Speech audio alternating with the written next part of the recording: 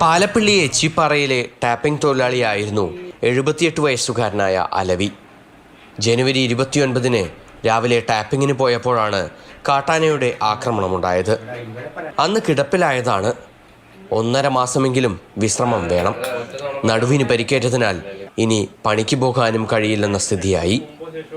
കാട്ടാന ആക്രമണത്തിൽ സർക്കാർ സഹായമായി ലഭിക്കുന്നത് ചികിത്സാ ചെലവിനായുള്ള തുക മാത്രമാണ്.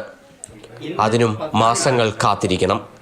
ദിവസക്കൂലിക്കാരായ തൊഴിലാളികളുടെ ജീവിതം ജോലിക്ക് പോകാതാകുന്നതോടെ വലിയ ദുരിതത്തിലാകുന്നു. ഇത് എൻ്റെ ജീവിതവും നശിച്ചു. ഇതിനുള്ള ഇനിയിപ്പോൾ എന്നെ സംബന്ധിച്ചിടത്തോളം ഇനി ശരിക്കും തണ്ടല്ലോണ്ട് എന്തെങ്കിലും ജോലി ചെയ്ത് ജീവിക്കുന്ന കാര്യം വളരെ വിഷമമുള്ള കാര്യമാണ്. അതിൻ്റെ നഷ്ടപരിഹാരം സർക്കാർ എന്തേ ചെയ്യണം. ചെയ്താൽ കഴിഞ്ഞപ്പോൾ എനിക്കല്ല മറ്റു അനവധി ആളുകൾക്ക് സംഭവിച്ചിട്ടില്ലേ. ഈ മാസം 3-ാം തീയതിയാണ് തോട്ടം തൊഴിലാളി ഭാസ്കരനെ കാട്ടാന അടിച്ചു വീഴ്ത്തിയത്. പിന്നീട് കുത്താൻ ശ്രമിച്ചു. ഭാഗ്യം കൊണ്ടാണ് രക്ഷപ്പെട്ടത്. കാലിൻ്റെ എല്ലിന് ചിന്നലുള്ളതിനാൽ പ്ലാസ്റ്റർ ഇട്ടു. അതോടെ ടാപ്പിങ്ങിനിറങ്ങാൻ കഴിയാതായി.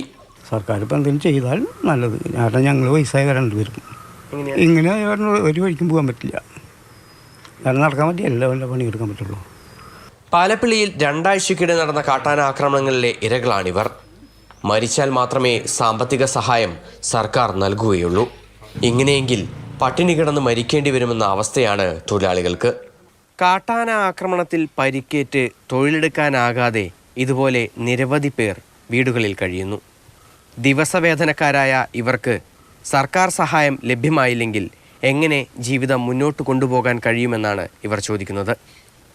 മണികണ്ഠനൊപ്പം MS ലിഷോയ്, മാതൃഭൂമി ന്യൂസ്, തൃശ്ശൂർ.